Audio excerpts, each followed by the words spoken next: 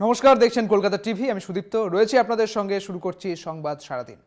শুক্রবার কৌস্তুভ রায়ের জামিন মামলার শুনানি চলার সময় ইডির পক্ষের আইনজীবী আদালতে জানান, এই তদন্ত সম্পূর্ণভাবে দিল্লির হেডকোয়ার্টার থেকে নজরদারিতে চলছে।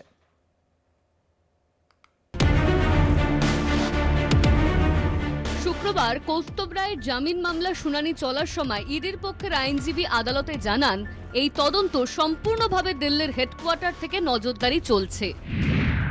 আপনাদের হেডকোয়ার্টার থেকে কি চলছে সেটা জানা আমার বিচার্যের বিষয় নয়।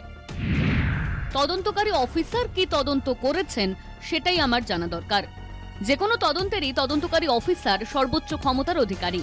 তদন্তকারী অফিসারের তদন্তের উপর অন্য কোনো ব্যক্তি বা প্রতিষ্ঠান হস্তক্ষেপ করতে পারে না।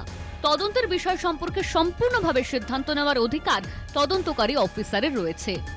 আইনজীবী মহল মনে করছেন, এই দিনের ইডির সওয়াল থেকে পরিষ্কার, দিল্লির অঙ্গুলি হেলনেই 17 জুলাই কৌস্তুভ রায়কে গ্রেপ্তার। কলকাতা টিভি।